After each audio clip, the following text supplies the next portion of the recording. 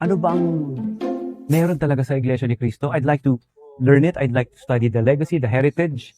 I'd like to know more about it. Yun nga po yung kinatuwa ko eh. Lahat po ng itinuturo ay base lamang po sa Biblia. Siguro kilala ninyo mga kapatid. No? May mga artista na napapaniwala talaga sa Iglesia ni Cristo 1914 na akala nila ay ito'y iglesyang sa Panginoon mismo. Bakit? Dahil sa mga taktika nila, nagamit ang mga aklat Katoliko kung saan ang mga Katolikong aklat ay pinagchap-chap, ginagamit para batayan na Katoliko daw umanong aklat nagpatunay na sila ang tunay na iglesia. Halimbawa ito, Mga kaibigan, alam kaya maging ng mga otoridad Katoliko na merong iglesyang dapat aniban ng tao. Ito ang tunay na iglesia na dapat aniban ng tao sapagkat pagka ito ay nakilala pero hindi inaniban, hindi maliligtas mo ang tao. Ang babasahin namin ni isang aklat pa rin ng Iglesia Katolika, ang pamagat nito ay Father Smith Instructs Jackson. ito. Father Smith Instructs Jackson. Pinatunayan daw sa aklat na ito na yung siktang tatag ni Felix Manalo ay dapat aniban ng tao upang ang tao ay maligtas. Maniwala kaya kayo? At hindi lang yan. Ito pa na aklat ang ginagamit nila. Kapatid na Bobby, ang sangguniin natin mismo at kunin nating testigo yung opisyal na aklat ng Simbahang Katoliko, sulat ng isang pare, ang pangalan po ay si Francis B. Caselli, isang paring Iswita. Totoo ba na walang proper name, walang pangalan, yung iglesyang itinayo ni Kristo? Meron, kapatid na Michael. Ito ang ating mababasa sa wikang Pilipino na po. Itong aklat na ito, Religion, Doctrine, and Practice. At alam niyo ba, pag sasagutin natin ang kanilang lumanang taktika, pero nagiging epektibo sa mga inosente, abay, magkunwaring parang sila ang tinutulugsa at inuusig. Samut-saring issue ang ibinabangon at iniuugnay ng mga kritiko sa Iglesia ni Cristo.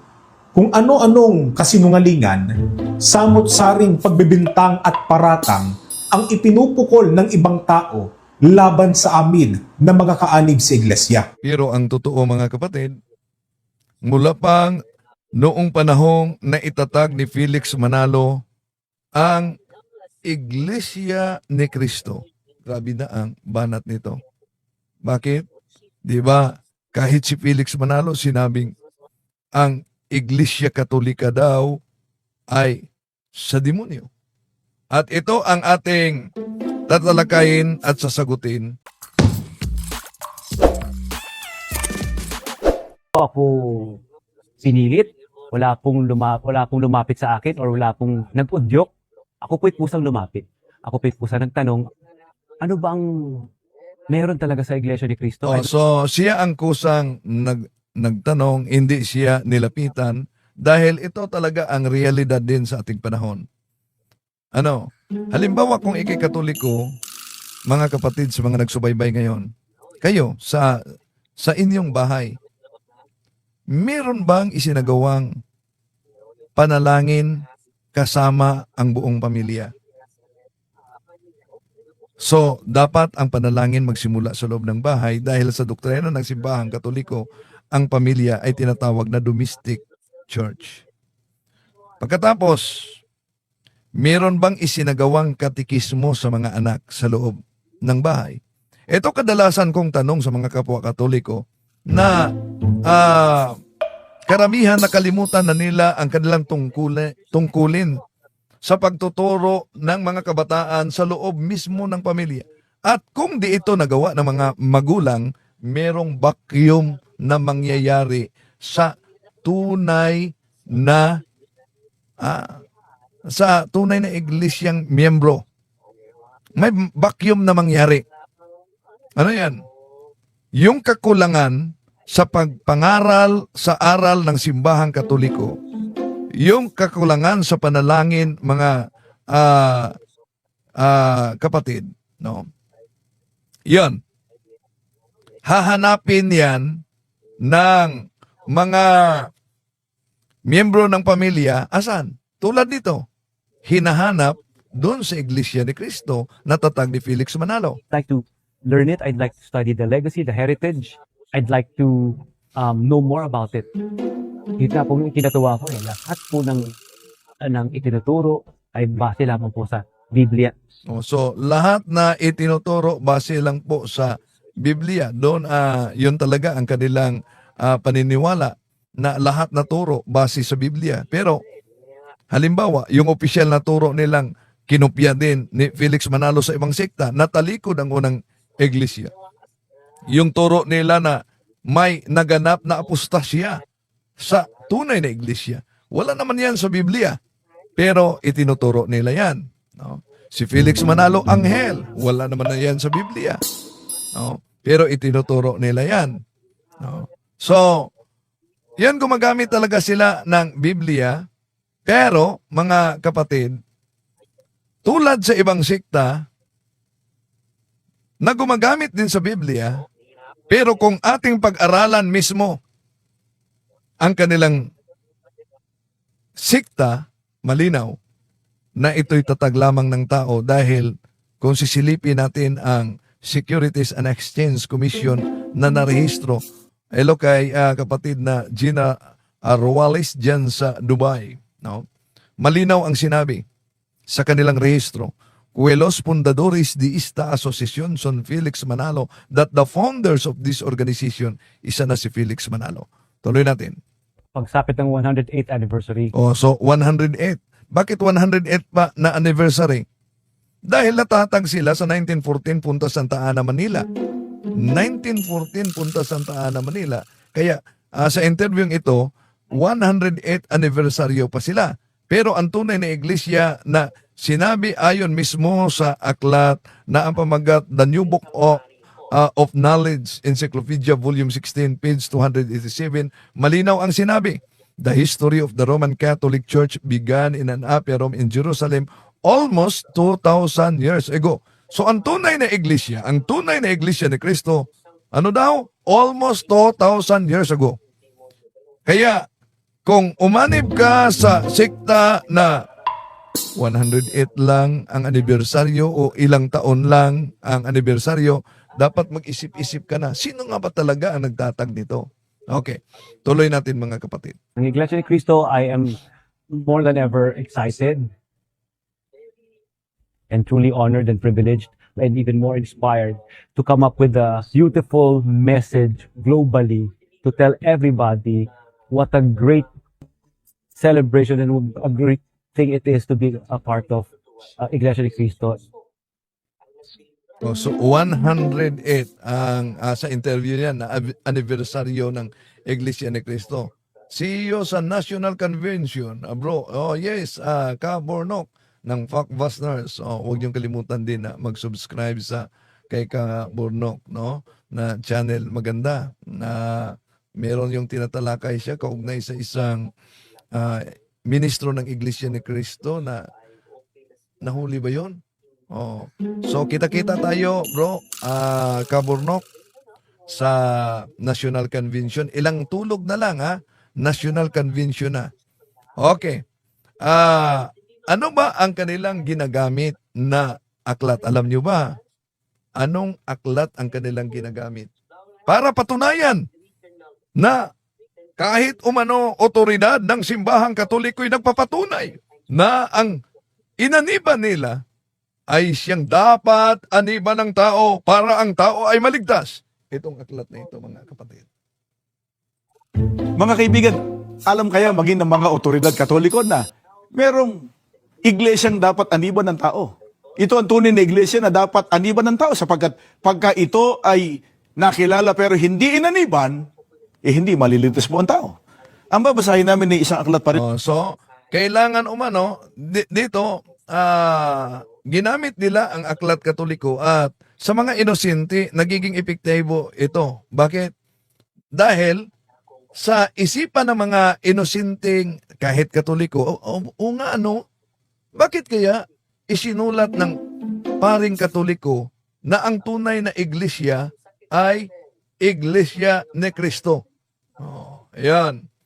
Si Dennis Andrade, good PM po. Si Genciano Pilayo. Yung iba po kasi anib lang ng anib, hindi naman naghahanap ng katotohanan. Tama. Basta lang umanib na di nila alam kung iyon bang kanilang niyakap ay tunay ba na sikta. Imagine mga kapatid, kung meron talaga kayong common sense, isipin nyo, aklat Katoliko, pagkatapos pinatunayan ang iglesyang tatag ni Felix Manalo dahil lang may nabasa, pero pinutol pala. Ano? May nabasa na Iglesia ni Cristo. Ito, itinagalog niya ang nakasulat sa naturang aklat, pero ating isa-isahin ito. Ng Iglesia Katolika, ang pamagat nito ay Father Smith Instructs Jackson. Ang sumulat po nito ay si John Francis Knoll. So ito talaga na aklat mga kapatid. Panahon pa ni Felix Manalo, ginagamit na nila ito. At nagiging epektibo dahil ang mga inosenteng Katoliko napaanib talaga sa akala nila, oo nga no, aklat Katoliko pinatunayan na dapat tayo umanib sa Iglesia ni Cristo upang ang tao ay maligtas. Kaya sa mga debate, ang proposisyon talaga ng mga INC, pag may debate, eto, patunayan ko na ang Iglesia ni Cristo, ang tunay na Iglesyang tatag ni Cristo, at siya ang ililigtas. Yan. Isa na ang aklat na ito na kanilang babasahin mga kapatid. At sa cross-examination, isa sa mga taktika ng mga ministro, alam nyo, ito, dapat alam din ng mga CFD. Yun, isa sa kanilang taktika during cross-examination, sasabihin ng ministro,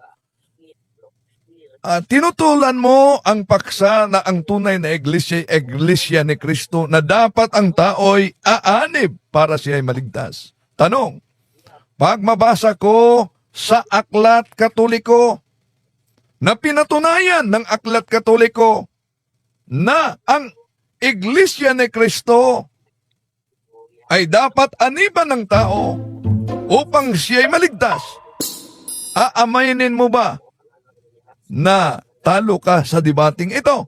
Yan ang kanilang taktika. Kaya dapat aware din ito. No, sa mga CFD, huwag kayong haharap sa debate kung di niyo alam ang taktika ng mga INC minister.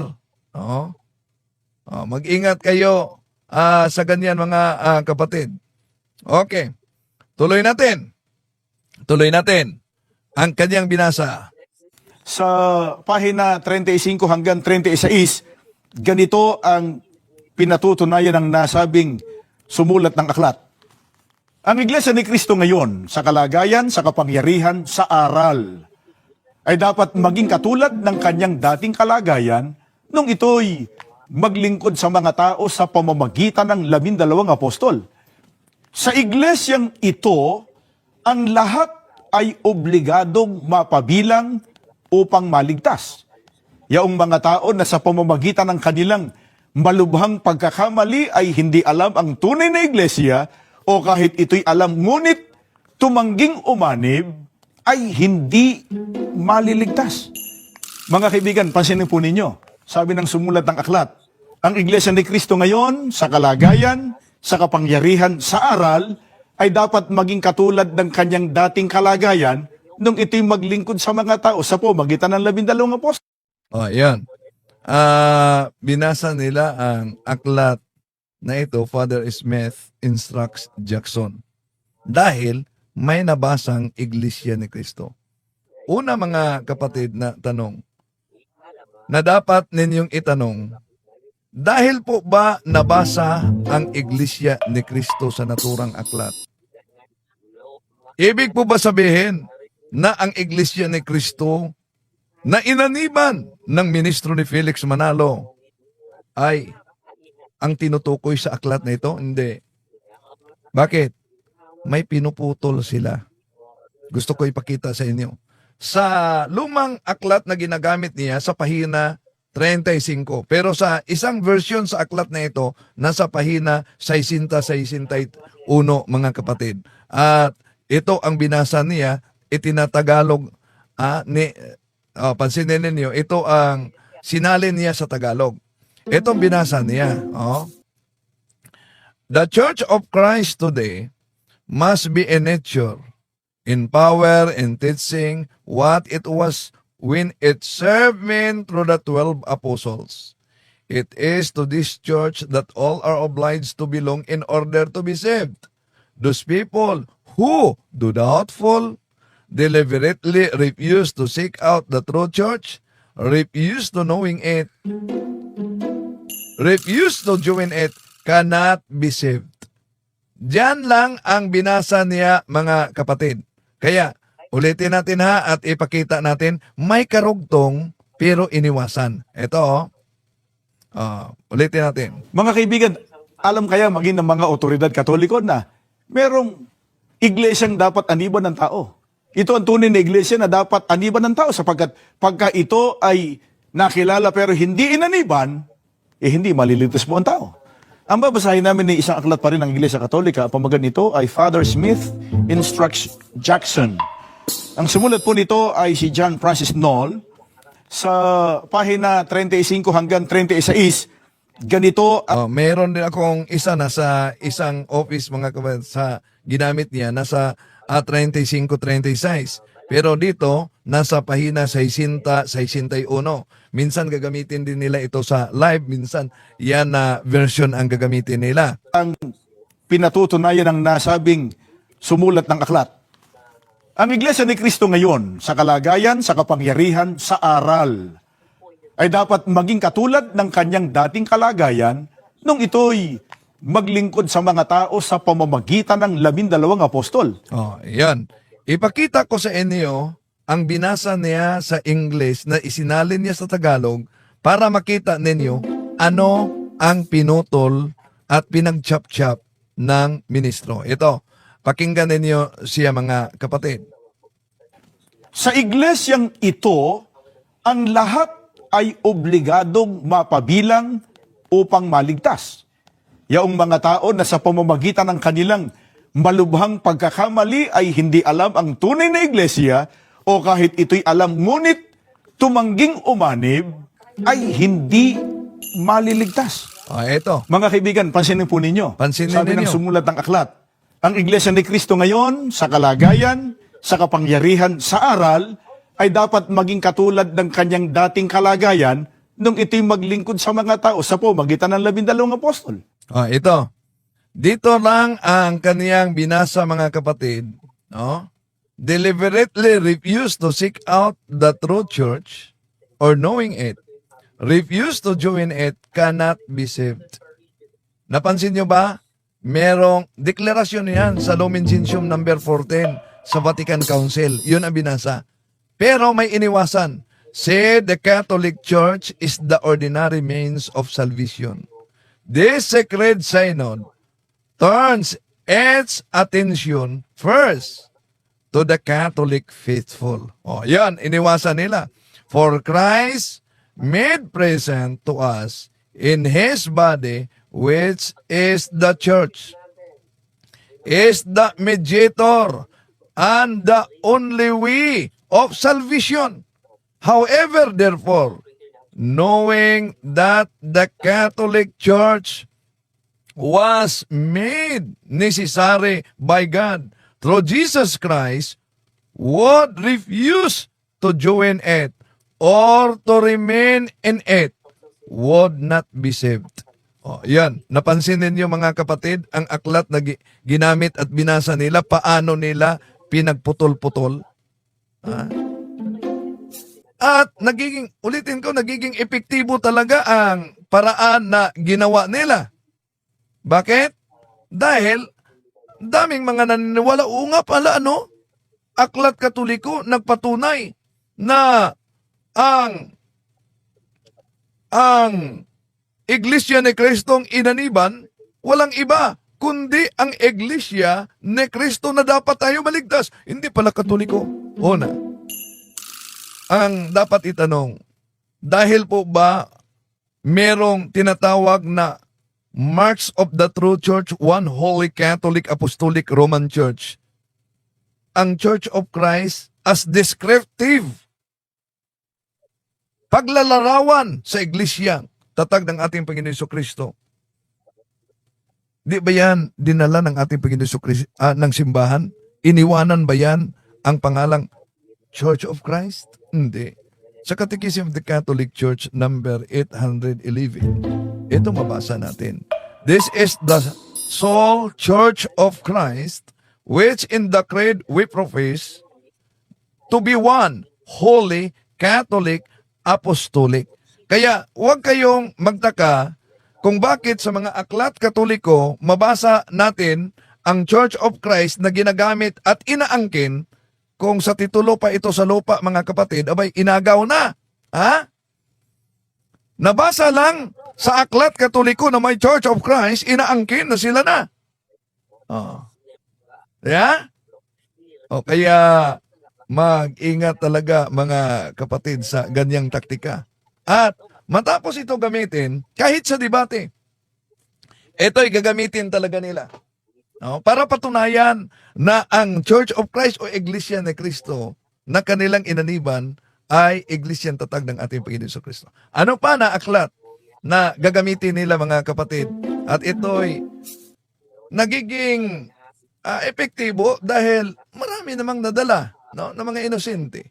Ito, mga kapatid, pakinggan natin. Kapatid na Bobby, ang sangguniin natin mismo at kunin nating testigo yung opisyal na aklat ng Simbahang Katoliko, sulat ng isang pare, ang pangalan po ay si Francis B. Caselli, isang paring Jesuita. Ito po, mga kapatid, na aklat. Oh. Ang sulat ni Father Francis Caselli. Oh. At ano daw? Totoo ba na walang proper name, walang pangalan, yung iglesyang itinayo ni Kristo? Meron, kapatid na Michael. Ito ang ating mababasa sa wikang Pilipino na po. Si Jesucristo ba ay nagtatag ng iglesia? Oo, mula sa lahat ng kasaysayan, kapwa panlupa at hindi pangkabanalan. Gayun din, mula sa Biblia, na kilalang isang makataong kasulatan.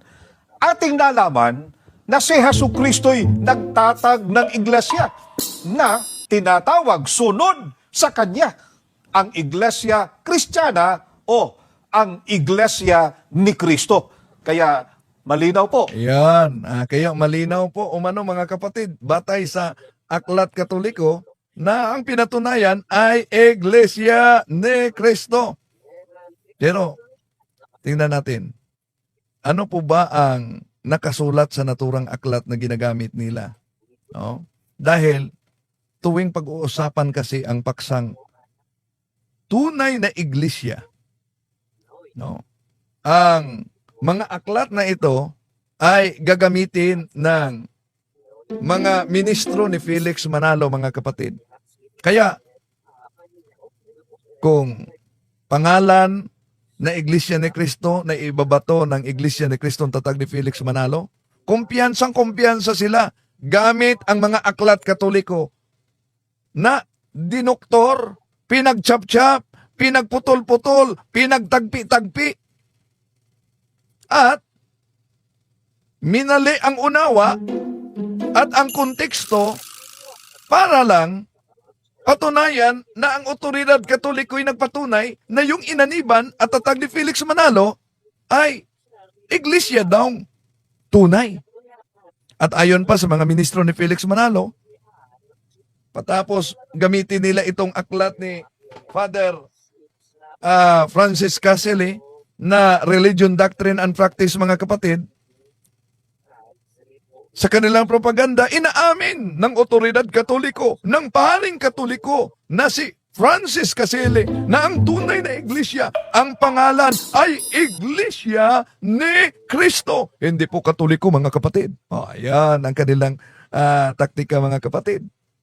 At nagsisipi sila ng bahagi sa aklat na ito na obviously mali naman ang kanilang pag-unawa o pilit talagang minali.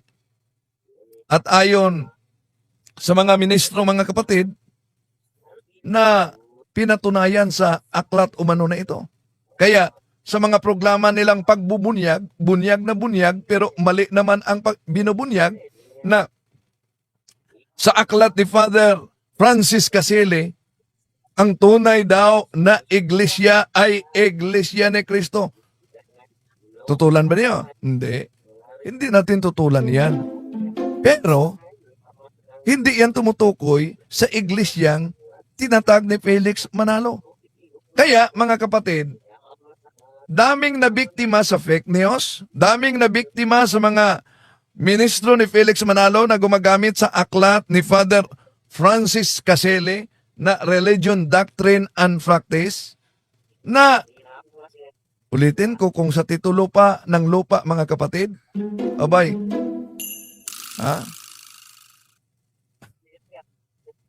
inaagaw na. Ang nakasulat dito, English. Ano ang ginagamit nila sa pahina 442? Yan ang pahina na binasa ng ministro ni Felix Manalo, mga kapatid. Na pinatunayan, ulitin natin ha, ito. Nagtatag ng iglesia? Oo, mula sa lahat ng kasaysayan, kapwa panlupa at hindi pangkabanalan. Gayon din mula sa Biblia, na kilalang isang makataong kasulatan. Ating nalaman na si Jesucristo'y nagtatag ng iglesia na tinatawag sunod sa Kanya, ang Iglesia Kristiyana o ang Iglesia ni Cristo. Kaya malinaw po, ayon na rin po sa otoridad ng Iglesia Katolika na ang pangalan ng Iglesia na itinatag ng ating Panginoong Jesucristo ayon sa Biblia ay Iglesia ni Cristo. At ang Iglesia ni Cristo. Ayon sa Biblia. O ito, binasa kasi nila, mga kapatid. Did Jesus Christ establish a church? Yes. From all history, both secular and profane, as well as from the Bible considered as a human document, we learn that Jesus Christ established a church which from the earliest times has been called after him, the Christian Church or the Church of Christ. Kaya sabi nila, di ba malinaw? Pinatunayan mismo ng otoridad Katoliko na ang tunay na iglesyang tatag ng ating Panginoon Jesucristo ay tinatawag na Church of Christ. At yung iba pang mga ministro, isasalin po natin sa wikang Tagalog para maunawaan ng ating mga kapatid. Ito po ang wikang Tagalog, mga kapatid. No? Ito ang babasahin ng mga ministro. Si Jesucristo ba ay nagtatag ng isang iglesia? Oo. Mula sa lahat ng kasaysayan, kapwa, panlupa at hindi pangkabanalan.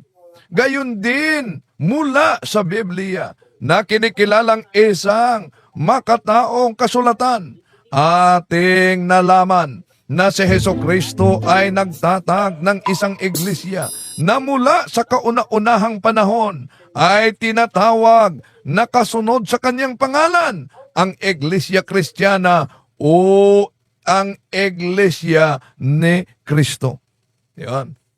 Kaya ano ang sabi ng mga ministro? Ibalik natin ha, bago natin sasagutin, mga kapatid. kapatid na Bobby, ang sangguniin natin mismo at kunin nating testigo yung opisyal na aklat ng Simbahang Katoliko, sulat ng isang pare, ang pangalan po ay si Francis B. Casele, isang paring Jesuita. Totoo ba na walang proper name, walang pangalan, yung iglesyang itinayo ni Kristo? Meron, kapatid na Michael. Ito ang ating mababasa sa wikang Pilipino na po.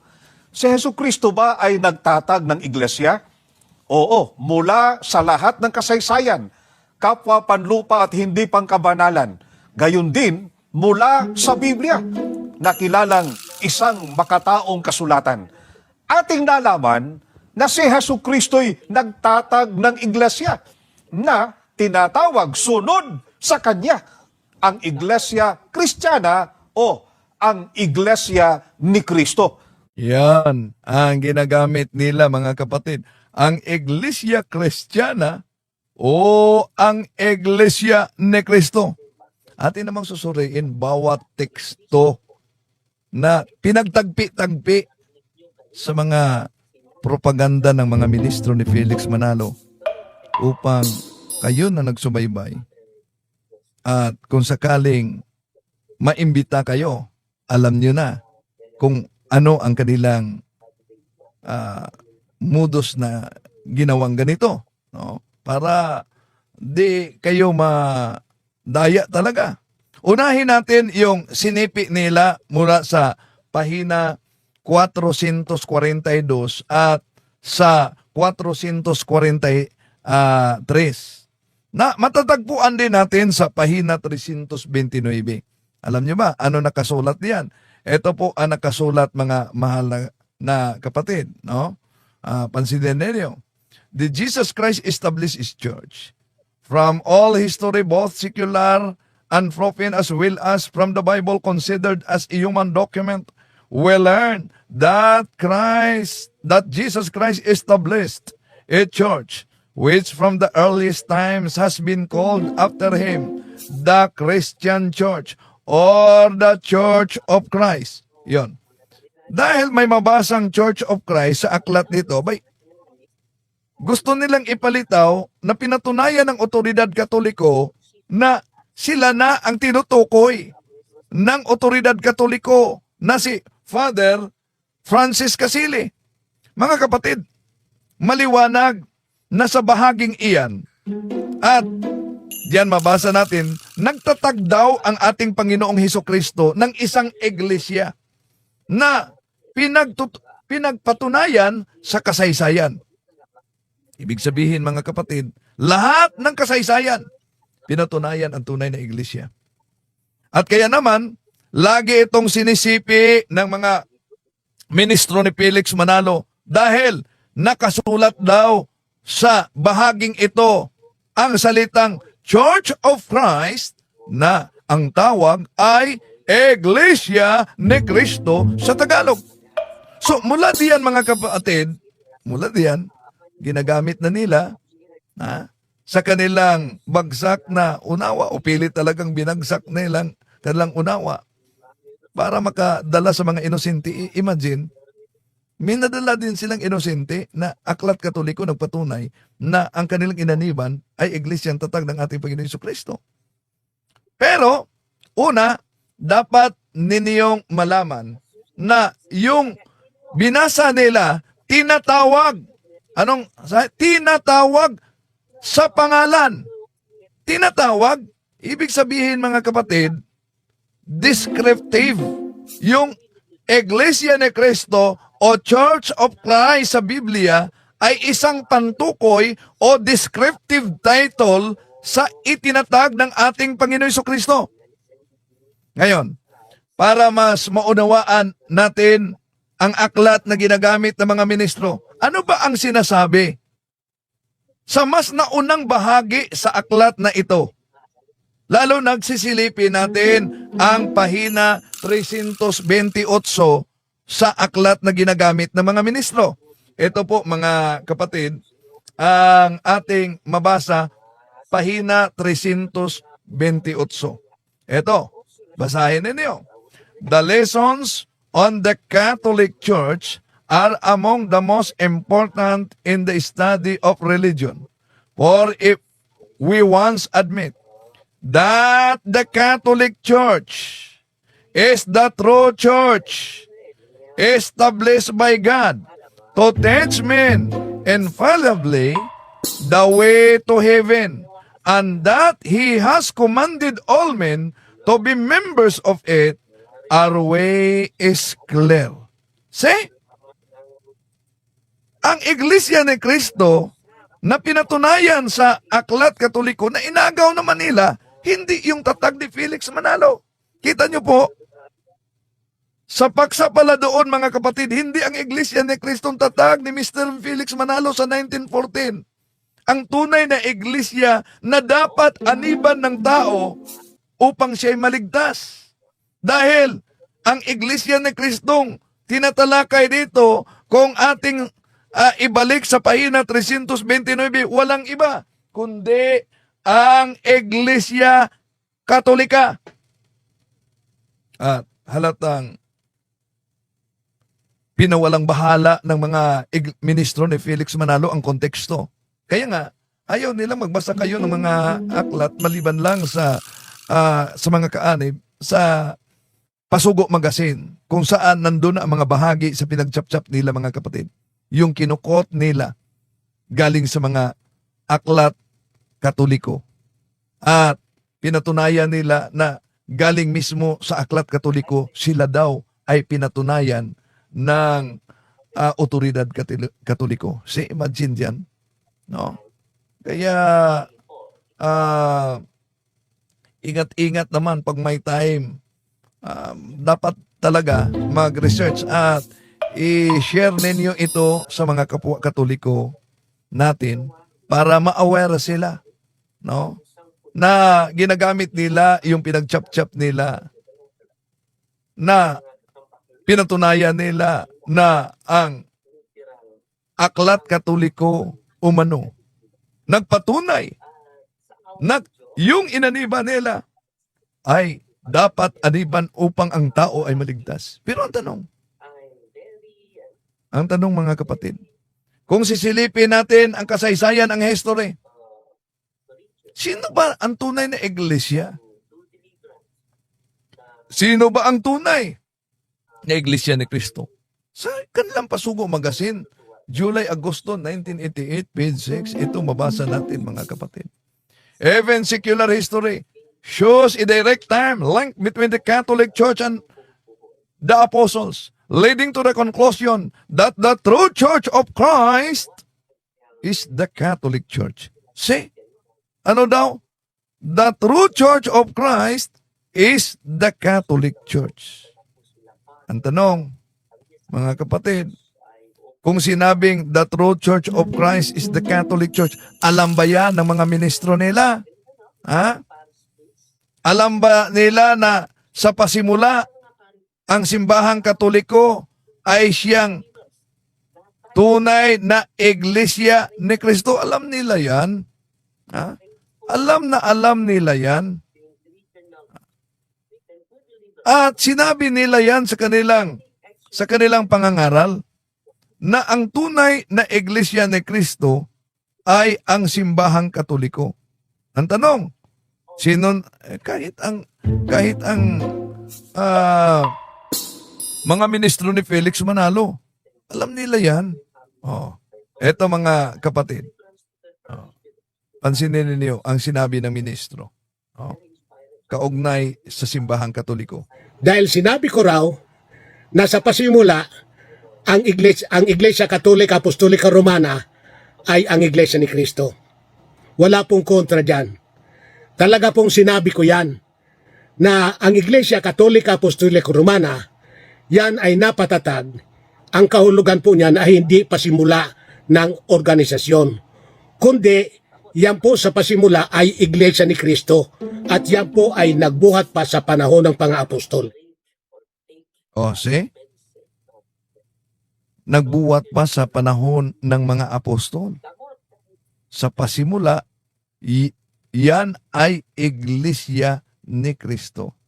Kaya, sa mga kapatid natin na sumusubaybay ngayon, alin ang pipiliin ninyo? Yung nangungopia lamang? O yung tunay na iglesyang tatag ng ating Panginoon Jesucristo? Bakit? Yung ginagamit nilang Roma 16:16. Kami po ang tinutukoy ayon sa nakasulat sa Roma 16:16. Ang tanong, ito ba'y tumutukoy talaga sa iglesia ni Kristo na inaniban nila? Hindi. Nasa pasugo nila yan, Pasugo magasin nila mga kapatid. Tingnan niyo. Ano nakasulat? The Church of Christ mentioned in Romans 16:16 is not meant for us, but for the Church of Christ established during the first century. Oh. So di pala tumutukoy sa kanila. Dahil yun pala'y tumutukoy sa unang iglesia na naitatag ng ating Panginoong Jesucristo. Sa first century, tanong, kung ang kanilang pasugo, ang batayan, sino po ba ang iglesyang maipabalik natin?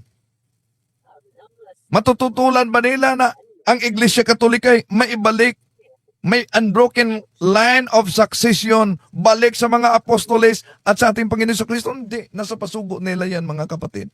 Ito po. Pasugo Magazine, Abril 1965, page 41 ni Sandoval.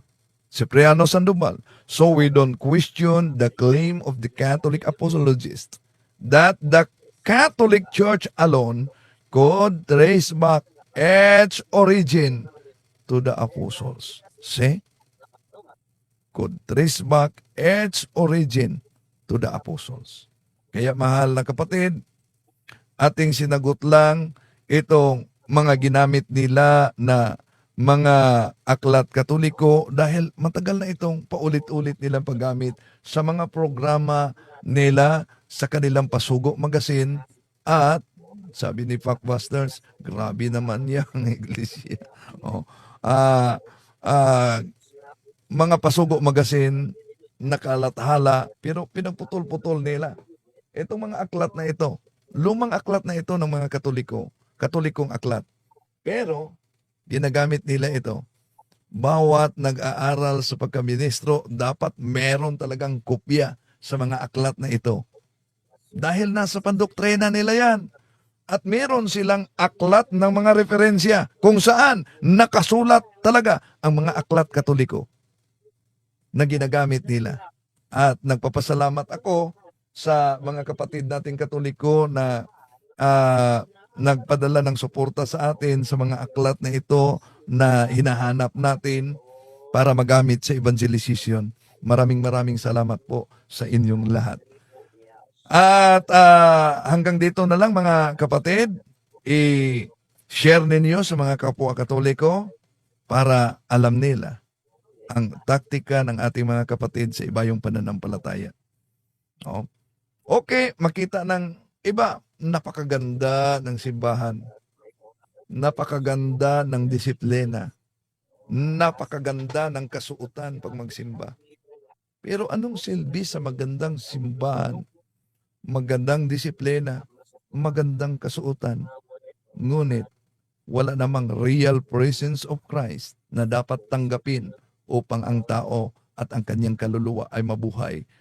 John chapter 6 verse 54, walang iba kundi ang katawan ng ating Panginoon Jesucristo. Nawala yan sa ibang mga sektang tatag lamang ng tao, kundi nasa tunay na Iglesia na Kristo. At yun ang Simbahang Katoliko. Maraming salamat po. Hanggang sa muli, ito yung lingkod, Brad Windel Talipong. So ayan po mga peers, sanay kapupulatan po natin ito ng aral. At kung nagustuhan niyo po ito, please like and share, ibahagi po natin sa mga kakilala po natin.